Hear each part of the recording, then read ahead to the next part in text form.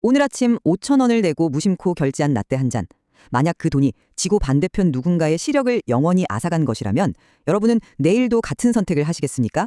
다각적 시선으로 지적 담론을 나누는 더 디베이트에 오신 것을 환영합니다. 네, 반갑습니다. 오늘 시작부터 질문이 굉장히 묵직하네요. 그렇죠. 오늘 우리는 철학자 피터 싱어의 도발적인 주장을 깊이 파헤쳐봅니다.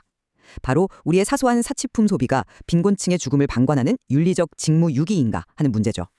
저는 오늘 이 담론에서 비용 대비 타인의 막대한 고통을 방관하는 것은 정당화될 수 없는 도덕적 실패라는 관점을 짚어보려 합니다. 네, 반면 저는 일상의 소소한 기쁨을 모조리 윤리적 부채로 환원하는 이 극단적 도덕주의가 지닌 그 논리적 맹점과 인간 본성의 한계를 살펴볼 예정입니다.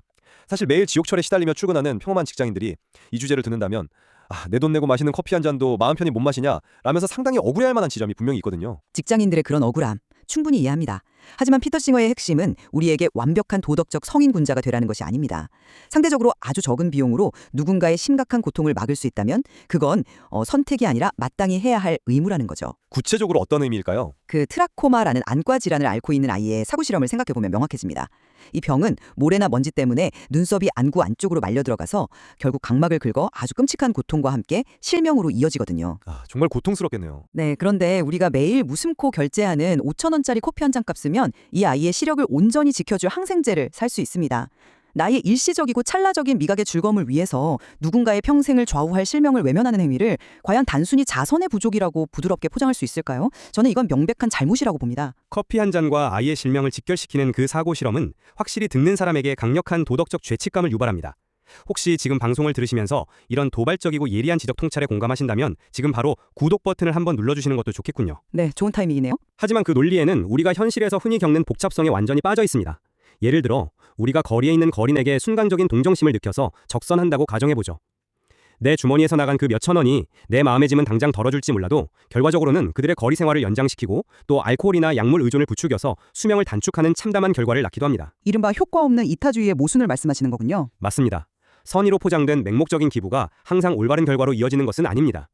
개인의 일상적 소비를 죄악시하기 전에 우리의 기여가 과연 실질적인 구호로 이어지는지부터 냉정하게 따져봐야 하는 거죠. 기부의 구조적 비효율성, 그러니까 감정적인 적선이 오히려 독이 될 수 있다는 점은 뼈아픈 지적입니다. 저도 동의합니다. 하지만 시스템이 불완전하고 결과가 완벽히 보장되지 않는다는 사실이 개인의 도덕적 회피를 정당화하는 면죄부가 될 수는 없지 않을까요? 알베르트 슈바이처는 윤리의 출발점이 인류에 대한 근본적인 연대감이라고 보았습니다. 연대감이요? 는 솔직히 하루 없어도 그만인 기쁨이지만 상대에게는 시력이나 생명 같은 거대한 고통을 막는 엄청난 무게를 가집니다. 어차피 완벽하게 도울 수 없다거나 위선자가 되기 싫다는 핑계로 그 연대감 자체를 저버리는 건 결국 비겁한 합리화 아닐까요? 희생의 비율이라는 개념은 훌륭합니다. 하지만 인간 본성의 한계를 철저히 무시한 채 도덕적 완벽주의만을 강요하는 것은 실천적 차원에서 매우 위험해요. 아리스토텔레스가 말한 쾌락의 역설을 떠올려 보시죠. 쾌락만을 쫓으면 오히려 쾌락에서 멀어지고 다른 목적을 추구할 때 자연스럽게 쾌락이 따라온다는 그 역설 말인가요? 조금 다르게 적용해 볼 수 있습니다. 인간이 억지로 도덕적 의무감에만 짓눌려 살아갈 때 오히려 삶의 진정한 기쁨과 동력을 잃게 된다는 겁니다. 팍팍한 현실과 업무 스트레스를 견디게 해주는 평범한 사람들의 작은 위안조차 윤리적 직무유기로 규정한다면 대중은 결국 도덕적 요구 자체에 극심한 피로감을 느끼고 등을 돌려버릴 겁니다. 사회 전체가 우울한 위선자가 되거나 아예 이타주의를 포기해버리는 부작용을 낳게 되는 거죠. 일상의 소소한 행복이 가지는 심리적 가치, 그리고 과도한 죄책감이 불러올 수 있는 도덕적 마비 현상에 대한 지적은 정말 타당합니다. 개인을 억압하는 극단적 공리주의가 도리어 사람들을 지치게 해서 연대감을 훼손할 수 있다는 점은 저 역시 깊이 고민해봐야 할 문제군요. 저 역시 마찬가지입니다. 현실적인 시스템의 불안정성을 핑계 삼아서 타인의 고통에 눈 감으려는 우리의 안일한 태도를 슈바이처의 연대감이라는 키워드로 날카롭게 짚어주신 점은 아주 인상 깊었습니다. 거대한 고통을 외면하지 않아야 할 묵직한 도덕적 의무와 평범한 인간으로서 일상의 작은 기쁨을 누릴 권리 사이에서 균형을 찾는 것은 우리 각자의 몫일 것입니다. 내일 아침 커피숍 쇼윈도 앞을 지나칠 때 오늘 우리가 나눈 이 복잡한 진실들이 여러분의 선택에 새로운 시각을 더해주기를 바랍니다. 함께 고민해볼 수 있는 뜻깊은 시간이었습니다. 네, 오늘 담론은 여기까지입니다. 함께해 주셔서 감사합니다.